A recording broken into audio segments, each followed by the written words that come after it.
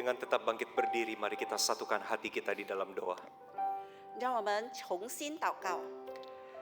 Kami bersyukur Tuhan, pagi ini kami boleh datang ke hadapan-Mu. 主，我们感谢你的恩典，让我们今天能够来到你的面前。 Inilah kami hamba-hamba-Mu. 我们就是你的仆人， Kami ingin beribadah kepada Tuhan. 我们要敬拜你。 Dan kami percaya Tuhan memberkati kami juga melalui pemberitaan firman-Mu. 我们深信神，你要通过你的话语来祝福我们。 Berbicaralah kepada kami ya Tuhan, 请对我们说话，神啊， sebab hamba-Mu ini mendengarkan firman-Mu. 因为你的仆人正聆听你的话。 Kami berdoa dan memohon Tuhan menolong dan memampukan kami, 我们祷告，祈求上帝给我们力量， agar di dalam kelemahan Tuhan menolong kami untuk mengerti kebenaran firman Tuhan. 在我们的软弱之中，让我们也能够明白你的话。 Hanya di dalam nama Tuhan Yesus kami berdoa. 奉耶稣的名，我们祷告。 Amin. 阿门。 Silakan duduk kembali Bapak Ibu dan saudara-saudara. Shalom Bapak Ibu. 平安。 Bersyukur kepada Tuhan, siang hari ini kita boleh beribadah kepada Tuhan. 感谢主的恩典，让我们今天能够敬拜他。 Saudara, hari ini kita akan merenungkan sebuah tema, yaitu the measure of a minister. 今天我们的题目是牧子的尺度。 Saudara, firman Tuhan yang akan kita perhatikan dan kita baca terambil dari 1 Korintus pasalnya yang ketiga, ayatnya yang ke-21 sampai dengan pasal 4 ayatnya yang kelima. 我们的经文是哥林多前书第3章21节到哥林多前书第4章第1到第5节。 1 Korintus pasalnya yang ketiga ayat 21 sampai dengan pasal 4 ayatnya yang kelima. Bagian firman Tuhan ini dibacakan di dalam bahasa Indonesia. Saya akan membacakannya buat kita sekalian. Karena itu janganlah ada orang yang memegahkan dirinya atas manusia. Sebab segala sesuatu adalah milikmu, baik Paulus, Apolos, maupun Kefas, baik dunia, hidup, maupun mati, baik waktu sekarang maupun waktu yang akan datang. Semuanya adalah milikmu, tetapi kamu milik Kristus, dan Kristus milik Allah. Beginilah hendaknya orang memandang kami sebagai hamba-hamba Kristus yang kepadanya dipercayakan rahasia Allah, yang akhirnya dituntut dari pelayan-pelayan yang demikian, ialah bahwa mereka ternyata dapat dipercayai. Bagiku, tidak begitu penting entahkah aku dihakimi oleh kamu atau oleh suatu pengadilan manusia. Malahan diriku sendiri pun tidak kuhakimi. Sebab memang aku tidak sadar akan apapun tentang diriku. Tetapi bukan karena itulah aku dibenarkan, melainkan Tuhanlah yang menghakimi aku. Karena itu janganlah menghakimi sebelum waktunya, yaitu sebelum Tuhan datang. Ia akan menerangi juga apa yang tersembunyi dalam kegelapan, dan ia akan memperlihatkan apa yang direncanakan di dalam hati. Kelak tiap-tiap orang akan menerima pujian dari Allah. Sampai di situ pembacaan firman Tuhan untuk kita renungkan bersama pada pagi hari ini. 读经到此， Saudara, ketika saudara ditanya apa kira-kira yang menjadi tolok ukur atau kriteria dalam mencari seorang pelayan Tuhan, 就是问你们，大概你用什么尺度去在教会里寻找神的仆人呢？ Misalnya saudara-saudara GKY Medan hendak memanggil seorang hamba Tuhan untuk gereja ini, kira-kira apa kriteria seorang hamba Tuhan yang Anda cari? 若是我们基督耶稣教会正需要一个神的仆人的话，那我们要以什么标准来找这样的仆人呢？ Saudara, umumnya orang punya 3 hal atau 3 kriteria untuk mencari seorang pelayan Tuhan. 要找神的仆人有3个的条件。 Kriteria yang pertama, saudara-saudara, adalah bicara tentang kemampuannya. 第一的是能力。 Saudara, ketika kita mencari seorang pelayan Tuhan, biasanya orang menginginkan seorang pelayan Tuhan yang punya kemampuan yang baik untuk mengerjakan tugas-tugas pelayanan. 若我们要找一个神的仆人的话，我们当然要找的是一个他有能力去处理神的工作的。 Misalnya, saudara-saudara, dalam konteks mencari seorang hamba Tuhan, 比如说，我们在找一个神的仆人， mungkin yang dicari adalah dia yang pandai berkhotbah. 也许我们找是很会讲道的人， Dia yang cakap untuk mengelola organisasi gereja. 精通管理教会的组织， Dia yang punya kepemimpinan atau leadership yang baik. 既有良好的领袖能力， Atau mungkin saudara mendambakan seorang pendeta yang punya skill penggembalaan pastoral yang mumpuni. 也许你希望的是有你的牧师是会有良好牧养的技能。 Maka kemampuan itu seringkali menjadi kualifikasi yang pertama dalam mencari seorang pelayan Tuhan. 因此，能力成为我们寻找神的仆人的第一个条件。 Hal kedua, saudara-saudara, selain daripada kemampuan yang juga seringkali dijadikan tolok ukur untuk mencari pelayan Tuhan, adalah bicara tentang sifat atau karakternya. 除了能力，第二个我们要找的就是他的品格。 Buat apa punya kemampuan yang baik tetapi ternyata sifatnya jelek? 若他的能力很棒，但是他的品格不好，有什么用呢？ Maka yang dirindukan biasanya adalah pelayan-pelayan atau aktivis di gereja, bahkan juga hamba-hamba Tuhan yang punya karakter yang baik. 因此，我们希望的，我们每一个的事工人员以及我们神的仆人，他们都有良好的品格， Karakter yang ditunjukkan pada waktu kita bekerja bersama-sama melayani di gereja ini. 当我们一起侍奉的时候，他能够向我们展现出他的好品格。 Misalnya kita berharap ada pelayan-pelayan di gereja ini yang rendah hati. 比如说，我们希望我们的牧者是一个谦卑的人， Dia bisa bekerja sama, 能够合作、 dia rajin, 殷勤、 dia setia, 忠心， dia berdedikasi di dalam pelayanan. 在侍奉上能够委身。 Jadi hal kedua yang seringkali dijadikan ukuran untuk mencari hamba Tuhan atau mencari pelayan Tuhan adalah karakter atau sifatnya. 因此，第二件我们在寻找那个神的侍奉者的时候，我们常常要的条件就是他的品格。 Sekarang yang ketiga, saudara-saudara, adalah kerohaniannya. 第三的就是他的灵命。 Saudara, karena kita sedang mencari pelayan Tuhan yang notabene akan mengerjakan pelayanan atau pekerjaan-pekerjaan rohani, 因为我们寻找这个神的工人、神的仆人，是他要做的是属灵的事。 maka syarat ketiga, saudara-saudara, yang dibutuhkan dari seorang pelayan Tuhan adalah dia punya kerohanian yang baik. 因此，第三个的条件，一个神的仆人必须有良好的品格， Dia mengenal Tuhan dengan baik. 非常认识上帝， Dia mempunyai relasi dengan Tuhan yang begitu dekat. 有与神亲密的关系， Dia punya kehidupan doa yang bertumbuh. 他的祷告有成长， Dia rajin saat teduh dan membaca firman Tuhan. 殷勤的灵修，并且读经。 Pendek kata, saudara-saudara, kalau kita menyimpulkan ada tiga hal yang menjadi tolok ukur dari kerohanian atau dari pencarian kita akan seorang pelayan Tuhan. 我们在寻找神的仆人的时候，我们有三个的条件来评估他的灵命。 Bolehkah tolong ditampilkan kembali slide-nya? 可以重新再打开吗？ Ya, tolong ditampilkan kembali.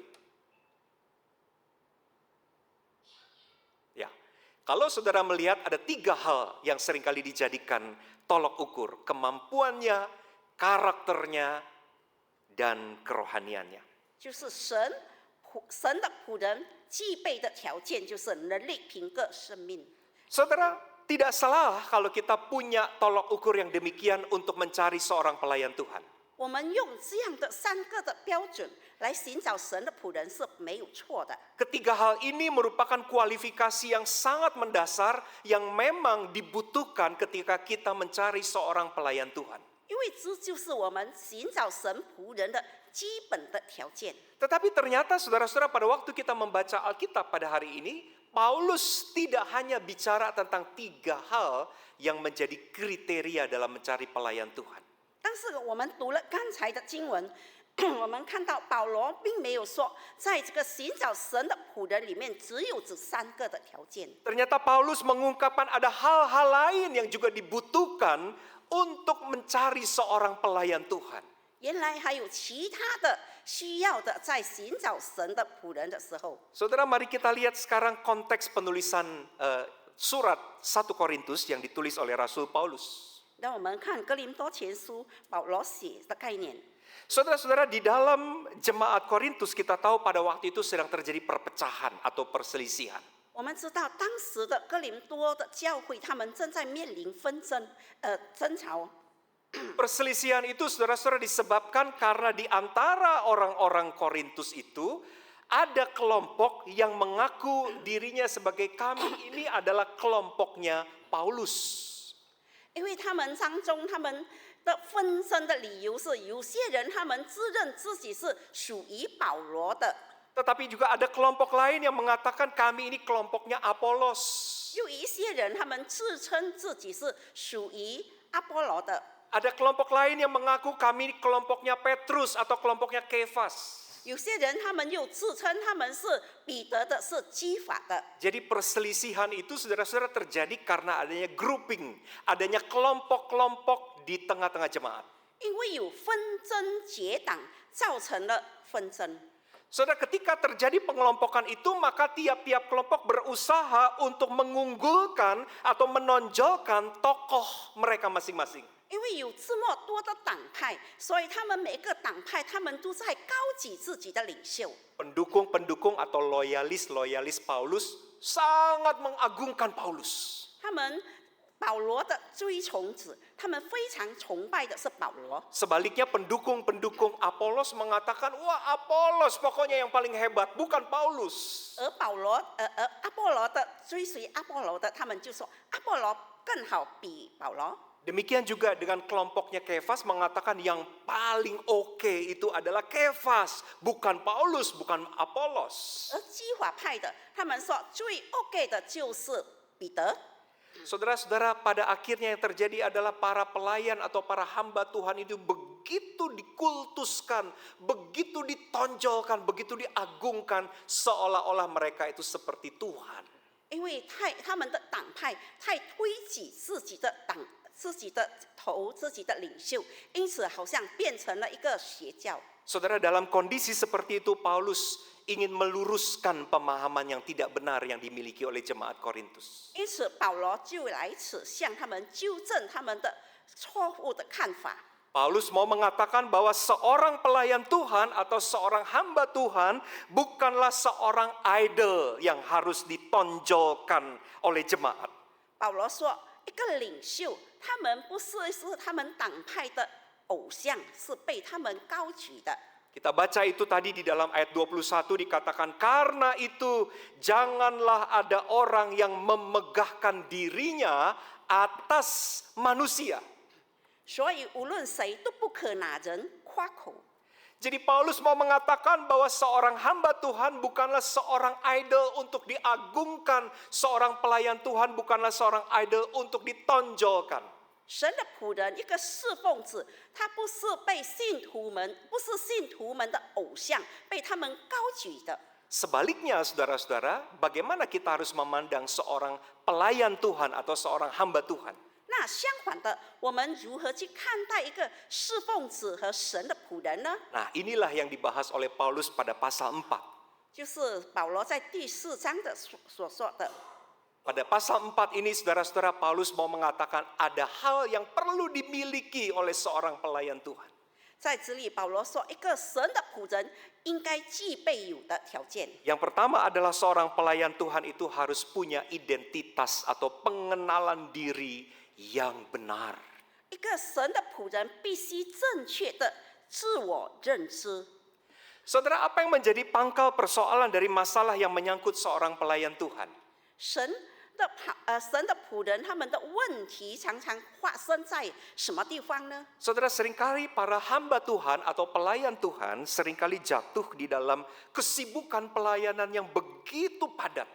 神的侍奉者，神的仆人，他们常常面对的就是工作太忙碌， Dalam kepadatan jadwal-jadwal pelayanan dan tugas-tugas pelayanan, akhirnya banyak pelayan-pelayan itu sering mengalami apa yang disebut dengan keletihan.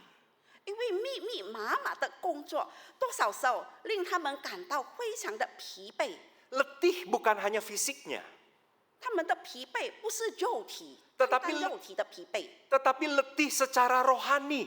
而是心灵的疲惫。 Saudara, di dalam kepadatan jadwal dan tugas-tugas itu banyak pelayan-pelayan Tuhan sering mengalami kerohanian mereka menjadi begitu kering dan tandus. 密密麻麻的工作，造成了这些神的仆人，他们在心灵上非常的干枯。 Saudara, di dalam kekeringan rohani maka pelayan-pelayan ada di dalam satu kondisi yang sangat berbahaya. 如果灵命干枯的话，那是一个在非常危险的状况。 Di dalam kekeringan rohani seringkali kita yang melayani tidak bisa melihat Allah dan jemaat yang kita layani dengan benar.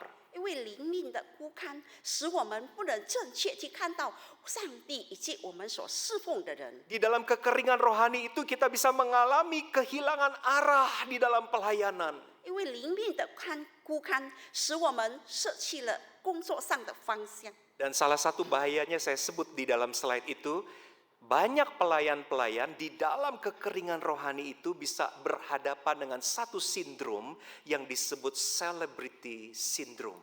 因为在怎么忙碌、干枯的心灵里面，他们会面对了一个问题，就是名人综合症。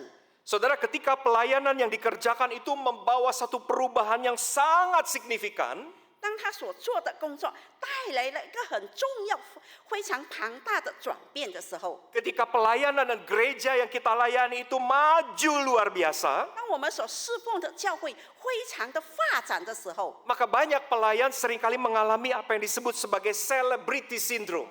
那这个神的仆人他就到了一个名人综合症了。 Dia merasa bahwa semua perubahan, semua perkembangan dan kemajuan dalam pelayanan di gereja ini adalah karena aku. 他认为那些转变、那些发展都是因着我的缘故。 Jadi misalnya saya melayani di gereja ini, 比如说我在这个教会侍奉， dan gara-gara saya pelayanan di gereja ini, saudara-saudara jemaat makin bertambah banyak. 因着我的侍奉，那个会友增多了。 Saudara, bahayanya para pelayan yang melayani di dalam kekeringan rohani adalah dia kehilangan arah di dalam pelayanannya. 那心灵枯干的牧者们，他们因为枯干的，因此他们舍弃了方向。 Dia merasa bahwa apa yang sedang terjadi di tengah-tengah gereja itu karena saya. 他认为一切发生在这个教会的，是因着我的缘故。 Karena saya melayani di gereja ini, makanya anggotanya makin bertambah banyak. 因为我在这里侍奉，我的会友加增。 Karena saya melayani gereja ini, maka gereja ini tambah maju. 因为我是在这个教会侍奉，所以这个教会就发展很快。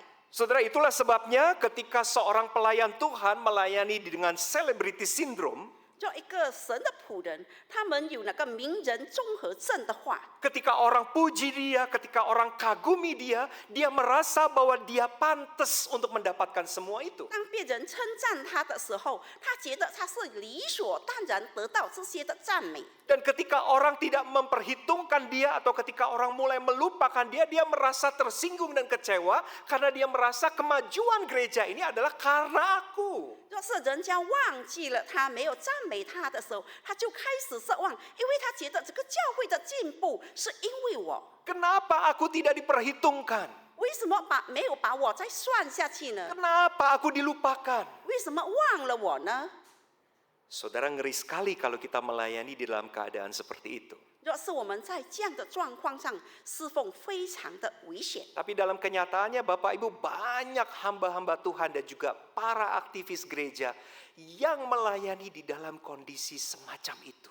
但事实上，很多神的仆人，神的圣工人员，就是在这样的状况之下， Dia merasa bahwa semua apa yang terjadi di dalam gereja dan pekerjaan Tuhan itu karena aku. 他认为在这个教会所做的一切的进展，都因为我的缘故。 Saudara, mari kita lihat bagaimana Paulus memandang dirinya. 让我们来看保罗如何看他自己。 Pasal 4 ayat 1 berkata begini. Beginilah hendaknya orang memandang kami. Paulus, Apolos, Kefas ya teman-temannya. Sebagai hamba-hamba Kristus yang kepadanya dipercayakan rahasia Allah. 人应当以我们，就是保罗、阿波罗跟彼得为基督的仆人。 Saudara, Paulus dan kawan-kawan menegaskan bahwa diri mereka bukanlah selebriti.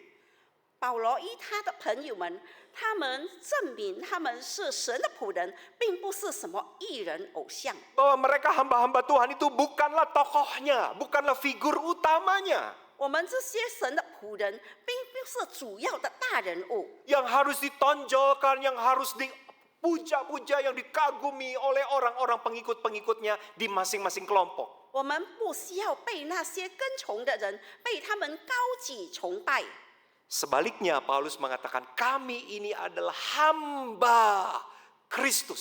相反的，保罗说，我们是神的仆人。 Saudara, kata hamba itu datang, Bapak Ibu bisa lihat tulisannya di situ di dalam satu istilah di dalam bahasa Yunani, bahasa asli Perjanjian Baru, doulos. Doulos itu secara hurufiah diterjemahkan maksudnya budak. Kami ini adalah budaknya Kristus. 神的仆人就是奴隶，意思说我们是神的奴隶。 Saudara, dalam budaya masyarakat Yahudi, seorang budak itu betul-betul seorang yang tidak punya apa-apa untuk dibanggakan. 犹太人的文化里，那个奴隶是一无所有的人。 Bahkan seorang tuan, kalau Bapak Ibu ingat ceritanya Yusuf dan Potifar, Potifar itu bisa beli Yusuf, bahkan bisa beli badannya Yusuf itu dengan duit. 我们可以看到，从这个约瑟的故事里，波提华可以把他买起来， Mau 买他的身体。 mengatakan bahwa budak itu sebetulnya nggak punya apa-apa. 这个奴隶是一无所有的。 Dan Paulus mengatakan kami ini hanyalah pelayan-pelayan Kristus. 因此，保罗说，我们这些都是神的仆人。 Dengan kata lain, Paulus mau mengatakan kepada jemaat, kenapa kamu mengkultuskan aku? Kenapa kalian mengkultuskan Apolos? Kenapa kalian mengkultuskan si Kefas? Kami ini hanyalah pelayannya Kristus. 为什么你们这样高举我阿波罗和基法呢？我们都是神的仆人。 Dan yang kedua, saudara-saudara, Paulus mengatakan kami ini hanyalah dipercaya bahwa mereka adalah orang yang hanya mendapat kepercayaan dari Allah. 第二的就是保罗要强调，我们只不过是神所信托的、神所信任的人。 Bahwa pelayanan ini makin bertambah maju, makin bertambah hebat, tapi kami ini cuma dipercaya oleh Allah. 我们的事工不断的发展，而我们只不过是被神所信托我们、托付我们去做的。 Bapak Ibu, coba kita lihat bagaimana Paulus mengenali dirinya sendiri.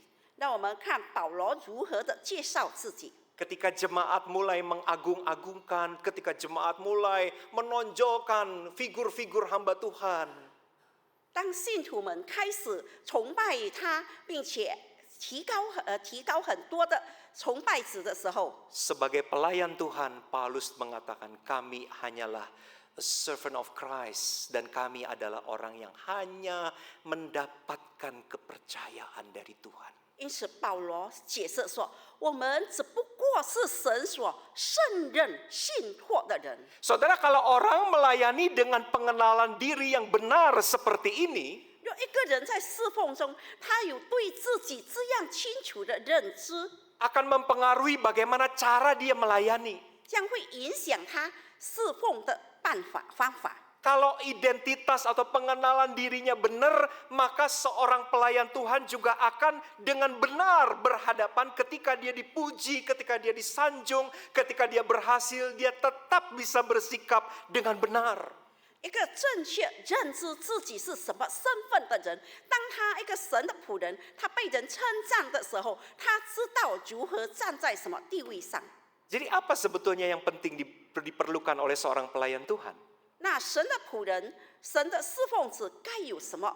Tadi di awal saya udah bahas 3 kan, umumnya orang mengatakan harus punya kemampuan, harus punya karakter, harus punya kerohanian. 有的刚才我们已经说过的能力、品格、灵命。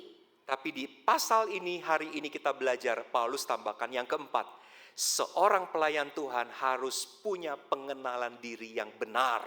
因此在这里我们学到，保罗再加上我们成为一个侍奉者，我们要明白自我认知自己的身份。 Saudara lihat di gambar itu bahwa identifikasi atau identitas atau pengenalan diri itu datang dari kerohanian. Kalau kerohaniannya baik, maka dia akan punya pengenalan diri yang benar. 那个自我认知，它是从我们的灵命来。若我们有好的灵命，我们就会知道我们自己的身份。 Tapi kalau kerohaniannya ini kering, kerohaniannya ini gersang, tandus, maka dia tidak mampu untuk melihat dirinya dengan benar. 若我们的灵命干枯的话，那他就没有能力能够看到自己的身份、自我认知了。 Dan kalau orang pelayanan tidak punya pengenalan diri yang benar, maka yang akan terjadi adalah dia bukannya menjadi hamba Kristus, tapi menjadi hamba ego, hamba dirinya sendiri. 神的仆人，他没有自我的认知，看不到自己的话，他不知道他是神的仆人，而是他自己的仆人。 Coba saudara lihat di lapangan banyak kan orang-orang atau orang-orang yang pelayanan bilang begini, ini paduan suara kalau nggak ada saya ini nggak akan jalan. 我们可以看现实上有很多人说，若没有我，这个诗班不能进行。 Ini gereja ini kalau nggak ada saya ini nggak seperti ini sekarang. 若这个教会不会有这样的状况。 Sebetulnya saudara-saudara, ketika pelayan-pelayan semacam ini melayani, sebetulnya sedang dilayani siapa? Tuhan? Bukan. Pusatnya adalah aku. Dan itu adalah hamba ego, hamba diri sendiri. 这样的侍奉者，若是他有这样的状况的话，那他所敬拜的是谁呢？是上帝吗？不是，是他自己，他成为了自我。 Atau kemungkinan yang kedua, kalau seorang pelayan Tuhan tidak punya pengenalan diri yang benar, dia hanya akan menjadi hamba program. 若是一个神的仆人、神的侍奉者，他没有正确的自我认知，他这样成为程序的仆人。 Saudara, banyak orang melayani hari ini tetapi sedihnya adalah hanya menjadi hamba program. Hamba program. 很多人他们在侍奉的道路上，他们所侍奉的是程序。 Dia mengerjakan pelayanan, 他做了很多的侍奉事工， dia mempersiapkan program-program di dalam pelayanan, 他预备了很多的方案。 tetapi dia tidak pernah punya pengenalan akan dirinya bahwa akulah hambanya Kristus untuk melakukan kehendaknya Kristus. 但是他忘记了他自己是神的仆人，应该行的是上帝的意思旨意。 Maka kita belajar hal yang keempat sebetulnya yang diperlukan oleh seorang pelayan. Seorang pelayan harus punya pengenalan diri yang benar. 因此，神的仆人、侍奉者应该对自己认识清楚， Yaitu sebagai hamba Kristus 他就是神的仆人， dan sebagai orang yang mendapat kepercayaan dari Allah. 而是一个被神所信托的人。 Kita lihat yang kedua di dalam perikop ini, apa yang dibutuhkan oleh seorang pelayan. 让我们看第二的，神的仆人应该具备什么呢？ Saudara, di dalam bagian ini Paulus juga mengatakan seorang pelayan harus punya standar sukses yang benar untuk mengukur keberhasilan pelayanannya. 神的侍奉者必须有正确的标准来评估他在事工上的成就。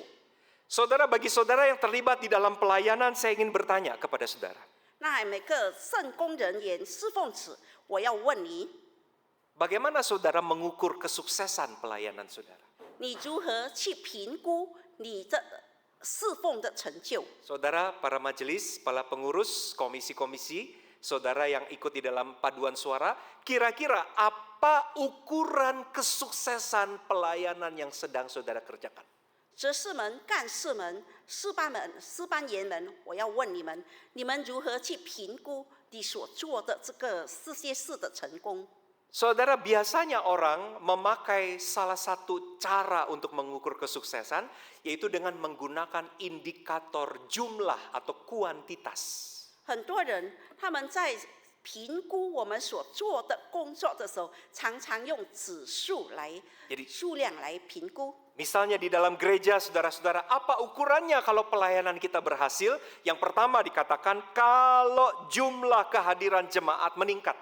若是信徒的人数加增， Jadi kalau gereja jemaatnya stagnan, begitu saja angkanya sekian, nggak sukses pelayanannya. 若是人数平平没有加增，那是没有成功。 Tapi kalau gereja, saudara-saudara, sampai kebaktian dalam satu hari minggu harus dibuat sampai 7 kali. Nah, itu baru gereja sukses. 那一个教会就是我们崇拜的人数要做到7次，那才被称为成功。 Karena anggota gerejanya makin banyak. 因为他这个人数，他都会有越来越多。 Sekali lagi yang dipakai adalah indikator jumlah atau indikator kuantitas. 因此，他们所用的是数量的指标。 Ada lagi yang memakai indikator jumlah itu dikaitkan dengan penerimaan persembahan. 有的是用奉献来 Jadi 评估， gereja yang sukses bukan cuma gereja yang anggotanya banyak. 不单只是人数多， Gereja yang pelayanannya sukses itu adalah kalau penerimaan persembahan di tahun 2025 akan lebih banyak dari tahun 2024. 他们认为收来的奉献比上一年更多。 Kalau ternyata nanti di bulan Desember 2025 itu dihitung penerimaan persembahan tahun 2025 ternyata sama dengan 2024 atau bahkan lebih kecil dari tahun lalu, itu gereja nggak sukses namanya. 他们在12月在数算的时候，看到他们收来的奉献比上一年更少，那他们说教会没有成长。 Jadi ukuran suksesnya adalah jumlah persembahan. 因此，他们评估这个成功是用数量数目。 Ada yang sedikit lebih rohani kedengarannya. Ukuran sukses dari pelayanan sebuah gereja adalah jumlah orang yang bertobat dan jumlah orang yang dibaptis. 更属灵的有些人，他们这样的计算就是悔改的人和洗礼的人数。 Kalau dalam setahun gereja kita hanya membaptis 15 sampai 20 orang mah, itu bukan gereja sukses. 就是我们只有像15到20个人洗礼，那这个教会不可以算成功。 Gereja sukses itu baptisnya dalam 1 tahun tuh ratusan orang. Nah, itu gereja yang sukses. 那一个教会就一年里面像几百个人洗礼，那才成为成长的教会。 Saudara, apakah betul ukuran atau indikator-indikator ini menggambarkan kesuksesan pelayanan kita? 这样的指标是否能够评估我们教会的成长和不成长呢？ Ada sebagian yang benar tetapi tidak sepenuhnya benar. 有一部分是对的，但是不是完全对的。 Bahwa ukuran misalnya jumlah kehadiran jemaat itu adalah indikator dari pertumbuhan sebuah gereja. Kita bisa mengatakan iya sebagian benar tetapi itu belum sepenuhnya benar. 若是我们用人数来计算教会的成长，我们可以说这一部分是有一些是对的。 Ternyata untuk mengevaluasi kesuksesan pelayanan kita harus punya hal yang jauh lebih esensial dari pelayanan itu sendiri. 原来我们要评估我们的侍奉是否成功，还有一件非常重要的事。 Nah, saya ingin meminjam satu analogi atau satu cara berpikir dari dunia pendidikan, Bapak Ibu. 我要用这个教育部的来做比喻。 Bagaimana kita mengevaluasi kesuksesan pembelajaran? 我们如何去评估这个教学的达标？ Biasanya untuk mengevaluasi apakah 1 tahun ajaran ini sudah dievaluasi itu apakah berhasil atau tidak, itu biasa dilakukan dengan cara melihat dia di ujung tahun ajaran, melihat apakah tujuan pembelajaran atau learning objectives itu tercapai atau tidak. 但我们在数算这个我们的教学是否成功的话，就是在在学期最后，我们来看他们达到所定下的目标达到多少。 Di awal tahun ajaran guru-guru membuat tujuan, tapi di akhir tahun mereka akan melihat apakah tujuan yang dibuat di depan tadi itu tercapai enggak pada diri para siswa. Kira-kira begitu cara berpikirnya. 开学的时候，老师们他们就在做他们的目标，然后学期结束的时候，他们就在算是否学生已经达到了这个目标。 Nah, dari paradigma berpikir gitu, saya ingin mengajak Bapak Ibu untuk melihat bagaimana mengevaluasi kesuksesan pelayanan. 那从这些，我要教导大家如何来看我们的成功。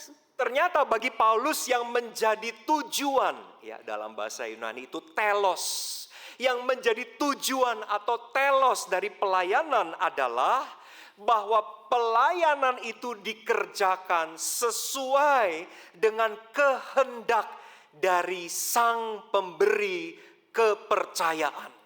按照保罗事工的目标，我们称为成功，就是你所做的事工是否已经合神心意，按照神的旨意了吗？ Coba Bapak Ibu baca ayat kedua dari pasal 4. 1 Korintus 4 ayat 2 dikatakan begini. Yang akhirnya dituntut dari pelayan-pelayan yang demikian ialah bahwa mereka ternyata dapat dipercaya. 所求于管家的，就是神的仆人，是要他们有忠心。 Jadi Allah memberi kepercayaan kepada Paulus untuk melayani. 上帝给保罗托付他信托他的工作。 Dan buat Paulus adalah pelayanan yang berhasil adalah ketika apa yang dikehendaki oleh Sang Pemberi kepercayaan itu sudah dilakukan ketika pelayanan itu dikerjakan. 因为保罗他得到上帝所信托的事，所以他要看到他所做是否已经做到神所信托他的事已经做到了多少。 Coba Bapak Ibu baca di dalam slide itu. Dapat dipercaya itu bukan hanya sekedar setia melakukan pelayanan, tetapi mengerjakannya sesuai dengan kehendak Allah yang mempercayakan pelayanan itu. 在这里我们可以看到，那我们不单是要忠心，并且是把他所要我们所做的工作能够做出来。 Bapak Ibu, saya ingin tanya, kalau ada seorang pelayan Tuhan yang melayani sampai mati, menurut saudara dia pelayan yang setia enggak? 我问你，若有一个神仆，他侍奉到死， Kalau 说他 orang 忠心吗？ kalau orang pelayanan sampai mati, sampai umurnya selesai, kira-kira dia pelayan yang setia? 若是他侍奉到死，你说他是忠心 Setia? 的仆人吗？ Setia Bapak Ibu? Oke, setia. Tapi ternyata setia aja belum cukup. 但是单单忠心还不够。 Paulus mengatakan yang dikehendaki dari pelayan-pelayan itu, bahwa mereka ketika dipercayakan pelayanan itu, mereka didapati sebagai pelayan-pelayan yang dapat dipercaya. 这里说到是我们当神托付我们所做的工作的时候，我们真正的能够去胜任的去做。 Artinya kehendak dari Sang Pemberi kepercayaan itu terlaksana pada waktu pelayanan itu dikerjakan. 就是神那托付我们所做的工作的神，他的工作我们真的把它做了出来。 Saudara tahu nggak yang paling saya takutkan? 你知道我最怕的是什么呢？ Saya tidak tahu umur saya sampai berapa. 我不知道我要活到多少岁。 Semoga Tuhan kuatkan saya sampai saya menyelesaikan umur saya di dunia ini. 我希望神能够使用我，直到我离开这个世间。 Tapi waktu baca ayat ini saya jujur jadi takut. 当我看这个经文的时候，我开始害怕了， Karena yang Tuhan minta bukan hanya pelayan-pelayan yang setia. 因为上帝要的并不单只是个忠心的仆人， Orang pelayanan bisa 30 tahun, 40 tahun, bisa saja. 有些人能够侍奉到20、30年， Tapi apakah selama 30 tahun, selama 40 tahun itu, kehendak dari Allah yang mempercayakan pelayanan itu terlaksana di dalam pelayanan itu? 而是在这20到30年里面，上帝所托付你的工作，你已经完成了吗？ Yang saya takutkan adalah saya emeritus sebagai pendeta, saya pensiun sebagai pendeta, 我怕我从我退休的时候， tapi kehendak Tuhan belum sepenuhnya terlaksana. 而神的工作却没有真正完全的做好。 Jadi ternyata pelayanan itu bukan soal berapa lama kita pelayanan. 原来侍奉并不是关系到我们做了多长的时间。 Ada orang bangga, saya nih jadi pengurus gereja ini nih 10 periode. 有人说我已经做了10届的那个干事， Ada Bapak Ibu yang jadi pengurus 10 periode? 你们已经做了10届的干事的有 Jadi 没有 kalau？ satu periode itu 3 tahun, berarti 10 periode, dia pelayanan sudah 30 tahun. 那一届有3年，10年就30年了。 Tapi buat Paulus itu bukan ukuran kesuksesan, bukan soal lamanya pelayanan. 并不是我们长久的时间来衡量我们的成功， Bukan juga soal pada jabatan apa saya pelayanan. 也不是说我的地位是什么， Oh, saya nih ketua. 我是主席， Oh, saya nih penasehat. 我是顾问， Oh, saya ini pembimbing. 我是领导， Bukan jabatannya. 并不是你的地位。 Tapi coba Bapak Ibu tanyakan ini. Waktu saya pelayanan, seberapa jauh apa yang Tuhan inginkan tercapai, terwujud. 你要自己去审查，当你在侍奉的时候，神所托付你的工作，你做了多少？ Seberapa jauh apa yang Tuhan kehendaki dapat terlaksana. 神的心意，你已经完成了多少？ Waktu saya pelayanan, berapa banyak kesenangan yang bisa saya berikan kepada Tuhan lewat pelayanan saya. 在我侍奉的时候，我做了多少能够讨神所喜悦的？ Orang bisa pelayanan 40 tahun, tapi belum tentu banyak kesenangan diberikan kepada Tuhan lewat pelayanan. 很多人有人会侍奉40年，但是却不讨神所喜悦。 Jadi Paulus mau mengajarkan kepada kita hal yang kedua dibutuhkan oleh seorang pelayan Tuhan adalah standar kesuksesan yang benar. 就是我们有正确的那个成功的标准。 Bahwa pelayanan yang sukses bukan soal jumlah, bukan soal berapa lama, bukan soal jabatan, tapi berapa banyak kehendak Tuhan yang memberikan atau mempercayakan pelayanan itu bisa terwujud. 成功并不是说我们做了多少年，我们有什么职位，而是神所托付我们的工作，我们已经把它呈现出来，做出来了多少。 Yang terakhir, yang ketiga, apa yang dibutuhkan oleh Standar. seorang pelayan? Paulus katakan seorang pelayan harus punya kesadaran tentang pertanggungjawaban atau sense of accountability dengan tepat. 一个神的仆人必须具有正确的责任感的觉悟。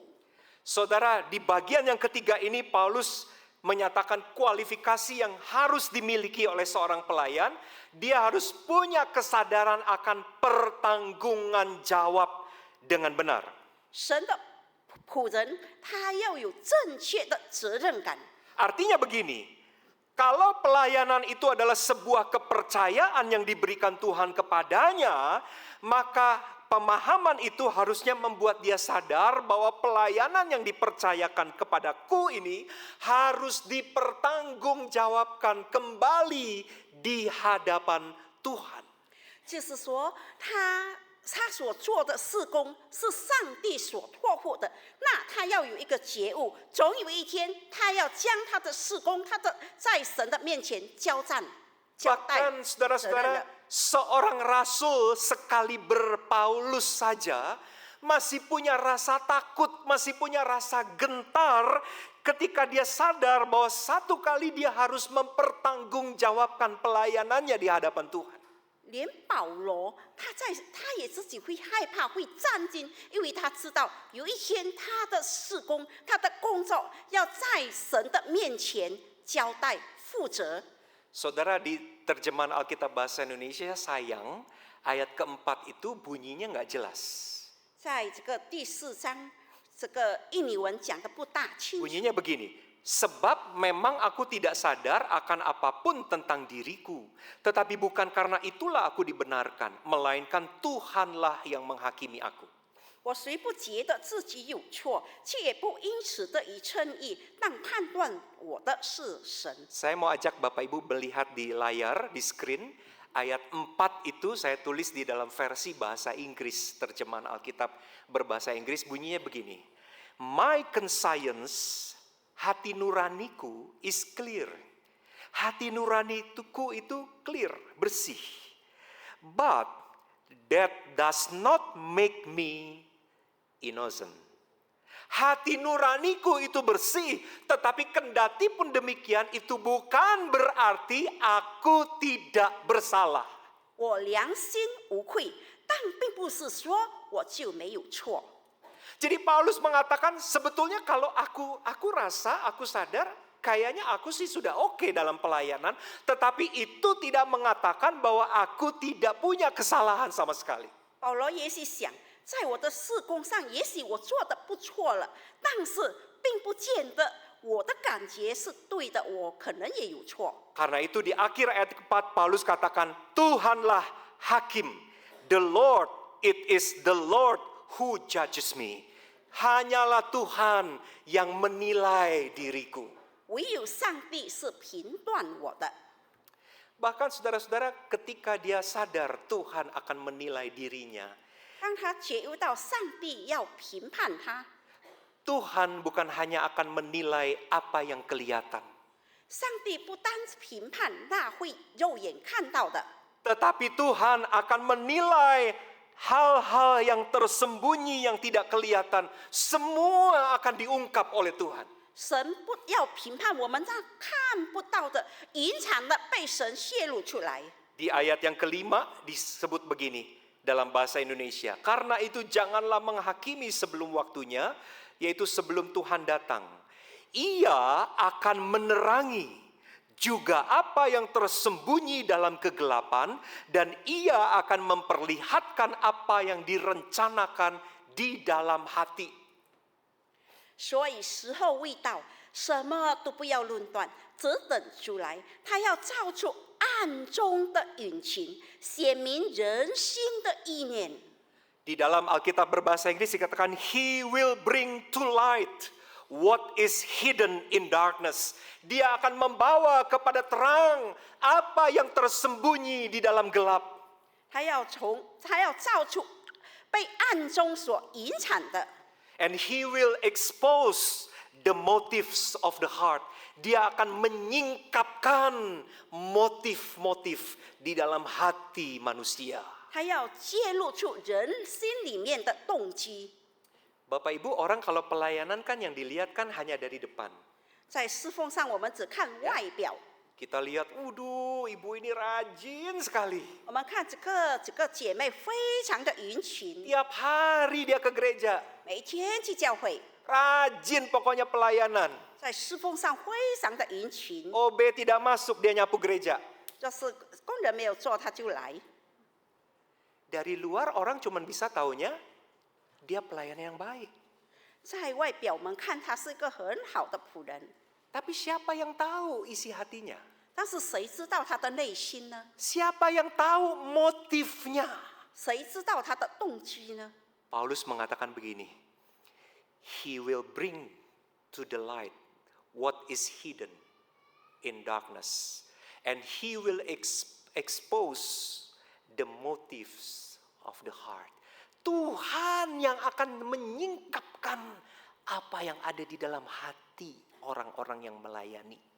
上帝必要介入我们内心所隐藏的， Apakah dia tulus mau melayani? 他是忠心诚恳的去侍奉， Atau dia hanya sekedar mau cari pujian? 他只不过是要得到别人的称赞呢？ Atau dia sedang mencari pengakuan? 他是不是在寻找认同呢？ Manusia nggak bisa tebak.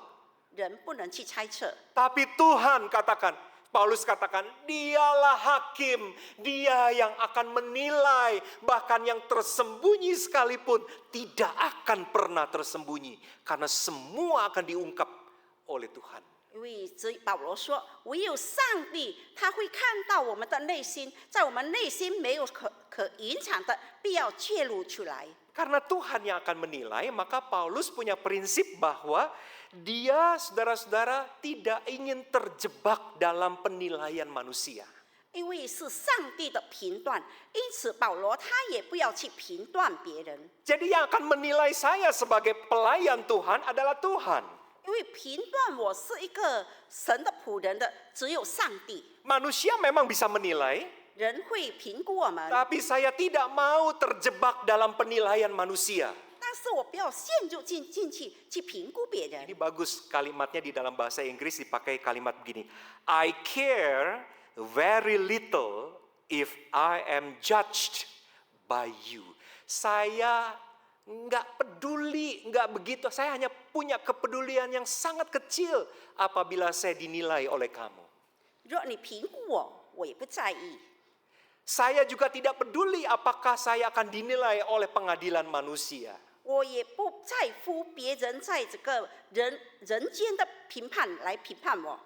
Maka hal ini saudara-saudara membawa, ini penutup khotbah saya, membawa kepada kita 3 konsekuensi. Konsekuensi yang pertama adalah begini, pelayanan kita memang bisa dinilai oleh orang, memang orang bisa puji, orang bisa kagum dengan pelayanan kita, tetapi jangan jadi sombong. Karena Paulus bilang, Tuhanlah yang akan menilai aku. 我们在侍奉的时候，有人会评判我们，给我们一个好评，但是我们不要骄傲，因为评判我们的应该是上帝。 Jadi kalau saudara habis nyanyi di paduan suara dan jemaat bilang, aduh suara kamu bagus kayak suara malaikat. 说是你在诗班的时候，人家说：“哎，你声音美好的像天使。 Puji Tuhan, ”感谢主， jangan sombong. 不要骄傲。 Memang orang bisa nilai, tapi dia bukanlah penilai utama. 他会评估我们，但是他不是主要的评估者， Paulus katakan, it is the Lord who judges me. 只有神 Tuhan yang 能 akan 评判 nilai 我 saya. 们。 Itu konsekuensi yang pertama. Konsekuensi yang kedua adalah pelayanan kita juga bisa dinilai kurang memuaskan oleh orang lain. 我们的侍奉，别人也给我们不好评。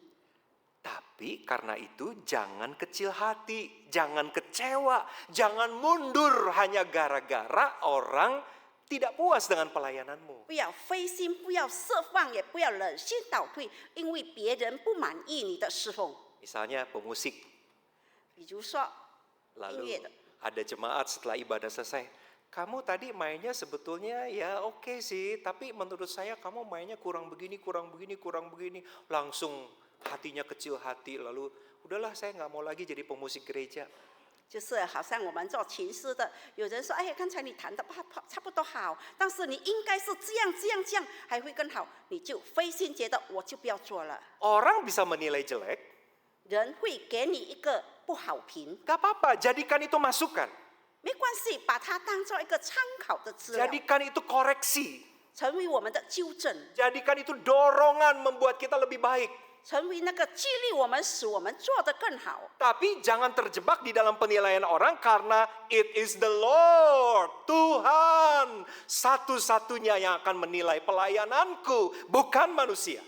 但不要气馁，因着别人的不好评，我们知道批判我们的是神。 Nah ini di akhir, yang terakhir dan paling akhir. 最后的 Konsekuensi yang ketiga adalah karena Tuhan yang menilai pelayanan manusia, jangan suka menghakimi orang lain yang sedang melayani. 因为是上帝审判我们、评断我们，因此我们也不可以去评论别人的侍奉。 Saudara pernah tahu orang nonton sepak bola? 你看到打球、足球的人吗？ Bagaimana cara orang nonton sepak bola? 我们看足球的时候怎么样？ Di depan televisi, ayo terus, terus. 我们在电视面前呱呱叫， Lalu jagoannya itu menendang bolanya dan ternyata bola melayang dan ternyata meleset dari gawang. Lalu penonton bilang apa? Kalimat ajaib tuh ya. Gitu aja kok nggak bisa. 当我们看到他们足球人他们打不进去的时候，我们就讲这么容易都打不进去，踢不进去。 Gereja kan juga begitu. 教会也是如此， Jemaatnya banyak. 很多的会有 Yang pelayanan sedikit.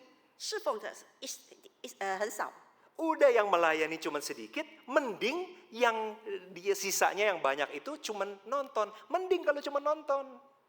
侍奉的人一点，那个很多的信徒没有做工，却只有看。 Seringkali yang nggak pelayanan itu jadi komentator.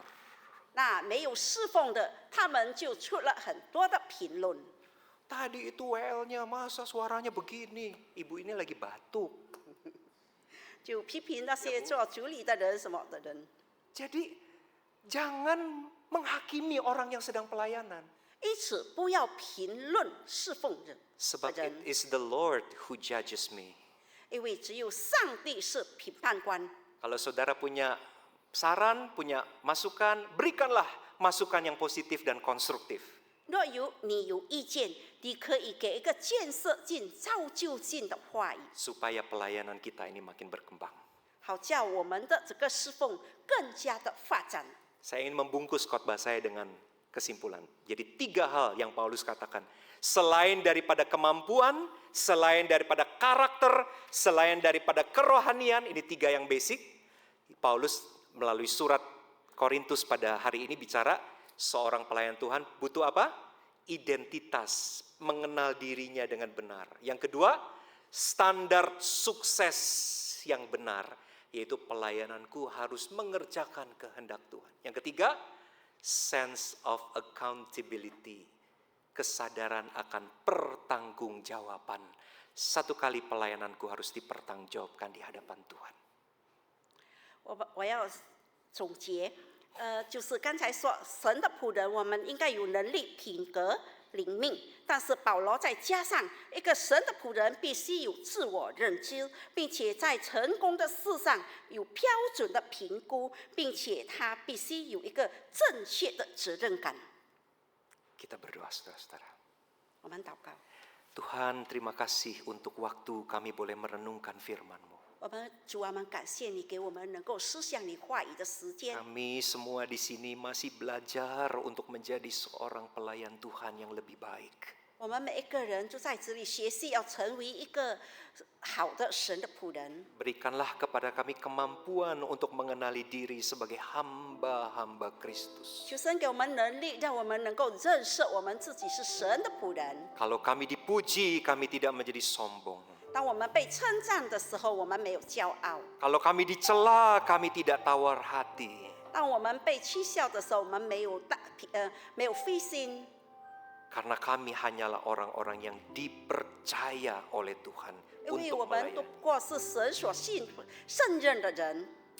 Tuhan, berikanlah kepada kami juga kemampuan untuk menilai kesuksesan pelayanan kami. 神啊，求你给我们能力去来评估我们所做的事工的成功， Ini bukan soal berapa lama kami sudah pelayanan. 并不是说我们侍奉了有多久， Bukan soal kami pernah menduduki jabatan apa di dalam pelayanan. 并不是说我们曾经在什么职位上， Tetapi apakah kehendak Tuhan sudah terlaksana di dalam dan melalui pelayanan kami. 而是神你的旨意是否我们已经做到了。